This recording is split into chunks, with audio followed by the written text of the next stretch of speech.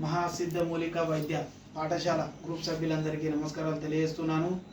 ఈరోజు ఒక చెట్టు మూలిక వైద్యం ఏక మూలిక వైద్యం చెప్పబోతున్నాను. అదేమిటంటే మన తరతరాలుగా ఈ అనాథుల నుంచి వచ్చినటువంటి గిరిజన వైద్యము నేను ఈ రోజున చెప్పబోతున్నాను. అది అర్షమూలల గురించి, రక్తమూలలు, అర్షమూలల గురించి, రెండవ చెట్టు గురించి ఈరోజు చెప్పబోతున్నాను. నా పేరు కట్ రమేష్, నా సిద్దిపేట జిల్లా. నేను మూలిక వైద్యుని. ఈ రోజున చెప్పడానికి ముందుకొచ్చాను.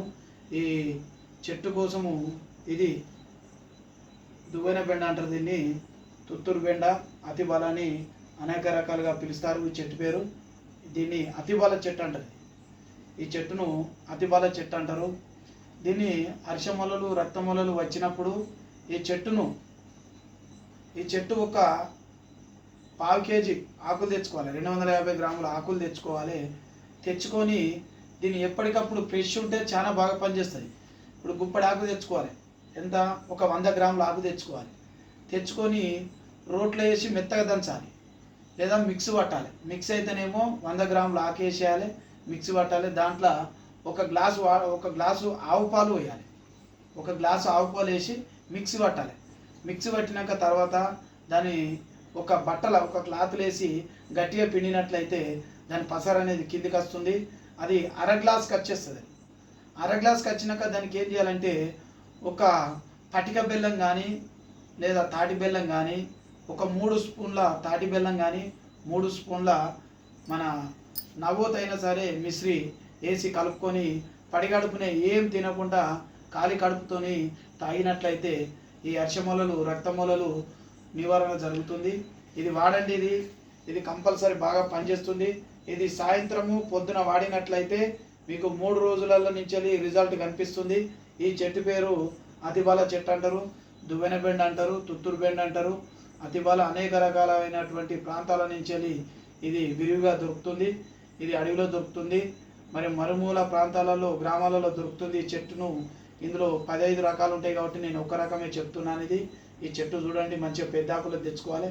ఇది ఏంటంటే మొగ చెట్టు. ఇది చిన్న ఆడ చెట్టు పనిచేయదు. అది ఆడ చెట్టు ఆడవారికి పనిచేస్తుంది, మొగ చెట్టు మగవారికి పనిచేస్తుంది. కనుక ఈ చెట్టు ఆకులు తెచ్చుకోవాలి. ఇంత ఒక 100 గ్రాములు తీసుకొని మెత్తగా దంచి అందులో ఒక గ్లాసు ఆవు పాలు, అంటే ప్రతి చెట్టుకు ఒకటి యాడ్ చేస్తేనే మాత్రమే అది పనిచేస్తుంది. అది అందరికి చాలామందికి తెలియదు. ఒక చెట్టుకు ఏదైతే కలుస్తుందో అది మాత్రమే పనిచేస్తుంది. ఈ తెలియంది ఇది నీళ్ళల్లో కషాయం చేసుకొని తాగుతారు, అది అప్పటి వరకే పనిచేస్తుంది. నీళ్ళల్లో పనిచేయదు, ఇది ఎక్కువ పనిచేయదు. దీనికి స్నేహానికి అర్థం ఏంటంటే ఆవు పాలే దీనికి పనిచేసింది. బాగా ఇది పనిచేయాలంటే ఆవు పాలు వేస్తేనే ఇది బాగా పనిచేస్తుంది. ఆవు పాలు ఏంది వైద్యం పనిచేయదు. గ్లాస్ ఆవు పాలు వేడి చేసిన ఆవు పాలు పొయ్యి మీద వేడి చేయాలి. చేసిన ఆవు పాలు ఏం చేయాలంటే ఇది పేస్టు, ఆకులు 100 గ్రాముల ఆకులు మిక్సీలో వేసి బాగా పట్టినాక తర్వాత మళ్ళీ ఆవు పాలు అందులో వేసి మళ్ళీ ఒకసారి గిర్రగిర్ర దింపాలి.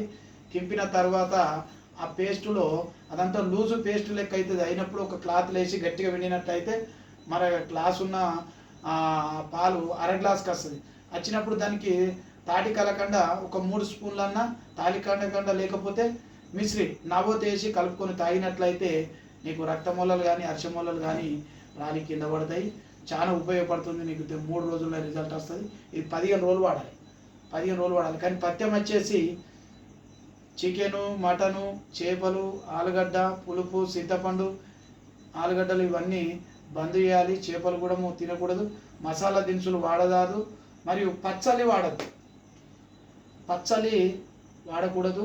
మంచిగా పెరుగు, సల్ల ఇలాంటి కూరగాయల భోజనాలు చేస్తే బాగుంటుంది. అందరికీ పేరు నా ధన్యవాదాలు తెలియజేస్తున్నాను. నమస్తే. జై హింద్.